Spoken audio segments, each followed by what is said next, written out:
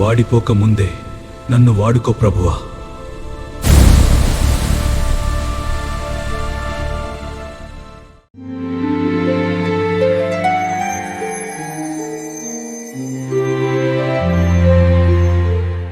మహోన్నతుడు, మహాగణుడు, మన ప్రభువు, మన రక్షకుడైన యేసుక్రీస్తు నామమున అందరికీ వందనాలు, దేవునికి స్తోత్రాలు. దేవుని కృపలో వర్ధిల్లుతూ దేవుని యొక్క భక్తి జీవితంలో బలహీనపడకూడదని, దేవుని కృపలో దేవుని యందు వేరుపారి ఆయన రాకడ కొరకు సిద్ధపడే గుంపులో ప్రతి ఒక్కరూ ఉండాలని మీ కొరకు మానక ప్రార్థన చేస్తున్నానని తెలియచేయటానికి నేను సంతోషిస్తూ మీ అందరికీ మరొక్కసారి శుభవందనాలు తెలియచేస్తున్నాను. ఆ అత్యున్నతుడైన దేవుడు మనకు నూతన దినాన్ని ఇచ్చి, ఈ నూతన దినంలో మనం సజీవులుగా ఉండడానికి కృప దయచేసి, సజీవులమైన మనకు అనుగ్రహించిన పరమవాక్య ధ్యానము, కృపావార్త. పరమగీత గ్రంథము 2వ అధ్యాయము 17వ వచనము. చల్లని గాలి వీచు వరకు, నీడలు లేకపోవు వరకు, ఇర్రివలెను లేడి పిల్లవలెను కొండ బాటల మీద త్వరపడి రమ్ము. దేవునికి స్తోత్రం కలుగునుగాక, దేవునికి మహిమ కలుగునుగాక. ప్రభువునందు అత్యంత ప్రియమైన దేవుని ప్రజలారా, ఈ దినాన మన ధ్యానవాక్యమైన పరమగీత గ్రంథం 2వ అధ్యాయం 17వ వచనములో, చల్లని గాలులు వీచు వరకు, నీడలు లేకపోవు వరకు, ఇర్రెవలెను లేడి పిల్లవలెను త్వరగా రమ్ము అనే మాటల గురించి మనం ధ్యానించుటకు దేవుడు కృప అనుగ్రహించునుగాక.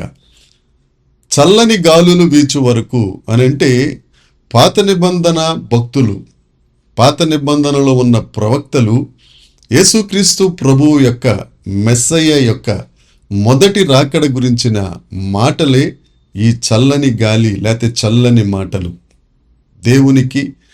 దేవుని రాకడ కొరకు చెప్పే మాటలు.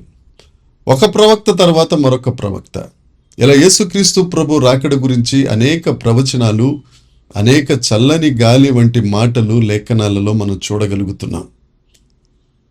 యేసుక్రీస్తు ప్రభు దివిని విడిచిపెట్టి భూమి మీదకి రావాలని, ఆయన రాజ్యం విస్తరించాలని, ఆ యేసు రాజ్యంలో, ఆ మెస్సయ్య రాజ్యంలో అందరూ సుఖ సంతోషాలతో ఉండాలని ప్రవక్తల ద్వారా దేవుడు పలికించిన మాటలు ఆ రోజుల్లో అనేకులకు చల్లని గాలి వంటి మంచి ఉపశమనిచ్చే మాటలు. ఈ మాటలే చల్లని గాలికి సాదృశ్యంగా ఉన్నాయి.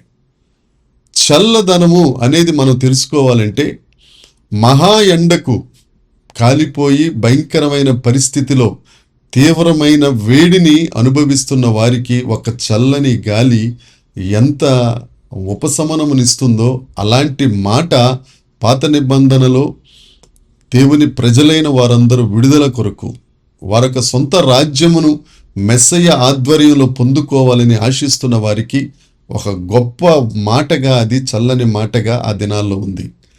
చల్లని మాట అనగా యేసుక్రీస్తు ప్రభువుకు సాదృశ్యమైతే, గాలి అనే మాట పరిశుద్ధాత్మకు సాదృశ్యంగా ఉంది. యోహాను సువార్త 3వ అధ్యాయము 6వ వచనం చూసిన, ఎఫెసీ పత్రిక 2వ అధ్యాయం 5వ వచనం చూసిన, ఈ చల్లని మాట, ఈ చల్లని యేసుక్రీస్తు ప్రభు రాకడ పరిశుద్ధాత్మ ద్వారా కృప వలననే మనందరి జీవితంలో నెరవేరుతుంది. ఎందుకనంటే మనం కృప చేత రక్షింపబడిన వారిగా ఉన్నాం. ఆ చల్లని గాలి వీచు వరకు అనంటే, యేసుక్రీస్తు ప్రభు ఈ భూలోకమునకు వచ్చి పరిశుద్ధ ఆత్మ ద్వారా కృప చేత మనల్ని రక్షిస్తారు అనే మాట. నీడలు తొలగిపోవు వరకు అనే మాట అంటే ఏమిటి అనంటే, యేసుక్రీస్తు ప్రభువు ఈ భూలోకమునకు రాకమునుపు పాత నిబంధన భక్తులు ఆయన మొదటి రాకడ గురించి మాట్లాడుతూ ఉంటే అది చల్లని గాలి అయితే, క్రొత్త నిబంధన వచ్చిన తరువాత పరలోకము గురించి, ప్రభు యొక్క రాకడ గురించి ప్రవచన వాక్కులు అత్యధికముగా ఉన్నాయి. పరలోక రాజ్యము సమీపించుచున్నది, మారు మనసు పొందుడి అనే గాలి వీస్తుంది అనే ఆ నీడలు ప్రకటన చేయబోతున్నాయి. ఎప్పుడైతే యేసుక్రీస్తు ప్రభు రెండవ రాకడలో ఈ భూమి మీదకి వచ్చారో, ఆ నీడలు కూడా గతించిపోయి యేసుక్రీస్తు ప్రభువుని మనం ముఖాముఖిగా చూడగలుగుతాం.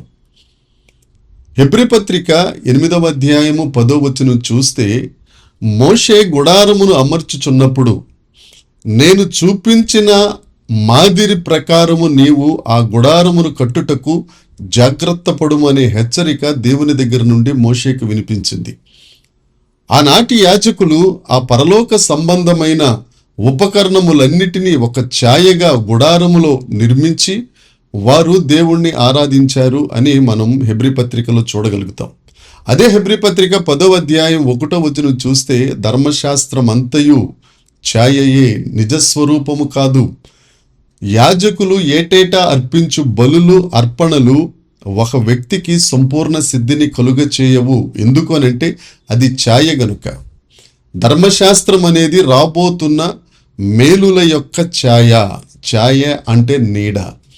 ఆ నీడలు తొలగిపోవు వరకు, ఆ ఛాయలు తొలగిపోవు వరకు పాత నిబంధనలో ప్రత్యక్ష గుడారం, బలులు, బలిపీఠములు, పరిశుద్ధ స్థలం, అతి పరిశుద్ధ స్థలం, కరుణాపీఠం, ఇవన్నీ ఛాయలైతే, నీడలైతే నిజస్వరూపము క్రీస్తు యేసునందు ఉన్నదని హెబ్రీ పత్రిక 2వ అధ్యాయము 17వ వచనంలో మనం గమనిస్తాం. పాత నిబంధన ప్రకారం ఈ ఛాయలు, ఈ నీడలు యేసుక్రీస్తు ప్రభువు దివిని విడిచిపెట్టి భూలోకానికి వచ్చిన తరువాత అవి నీడలు తొలగిపోయి నిజస్వరూపమయ్యాయి.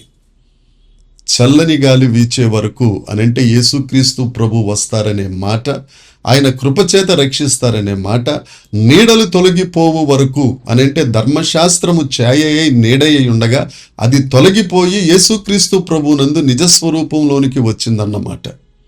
ఎప్పుడైతే మనం ఆయన 2వ రాకడ కొరకు ఎదురు చూస్తున్నామో, ఆయన 2వ రాకడలో తిరిగి వచ్చారో, ఈ కొత్త నిబంధనలో పరలోక రాజ్యము సమీపించింది, మారు మనసుడు పొందుడి అనే నీడ కూడా తొలగిపోయి యేసుక్రీస్తు ప్రభువును మనం ముఖాముఖిగా చూడగలుగుతాం.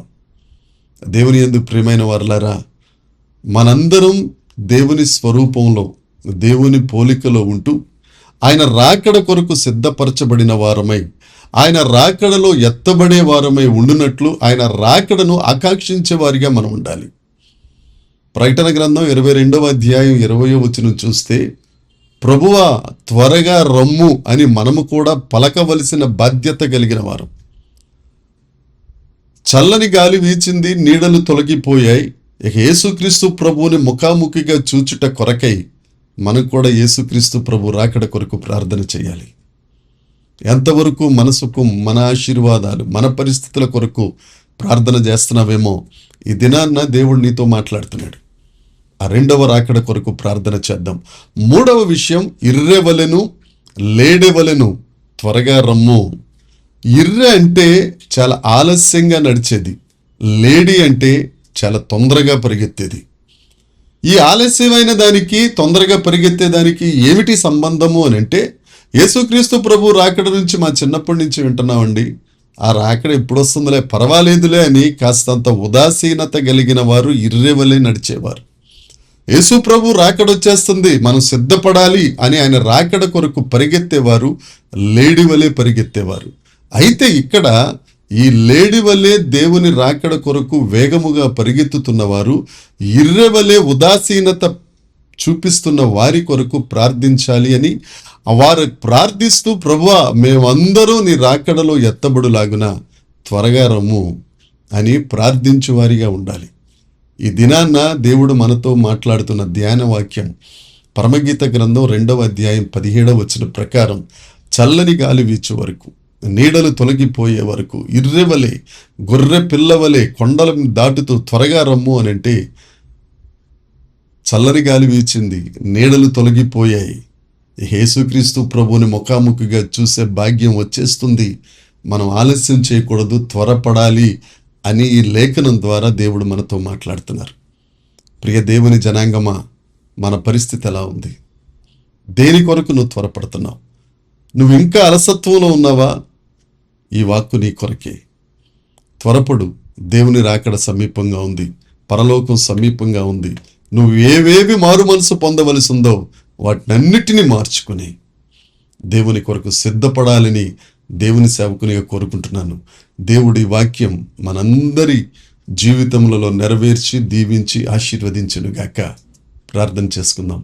పరలోకమందున్న మా తండ్రి, పరిశుద్ధుడా, కృపగలిగిన దేవా, జీవమా, మీకు వందనాలు చెల్లిస్తున్నాను తండ్రి. చల్లని మాట, మీరు భూమి మీదకి వస్తారన్న మాట, నీడలు తొలగిపోయాయి తండ్రి, మీరు వచ్చారు దేవనైనా.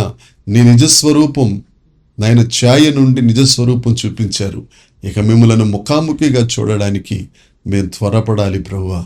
అట్టి కృప వాక్యం వింటున్న ప్రతి ఒక్కరికి అనుగ్రహించి మీరు ఆకడకు సంసిద్ధుల్ని చేయమని, మీరు మహిమ పొందమని యేసుక్రీస్తు నామమున ప్రార్థించి అడిగి వేడుకొనుచున్నాము తండ్రి. ఆమేన్. దేవుని కృప మనందరికీ తోడై ఉండును గాక.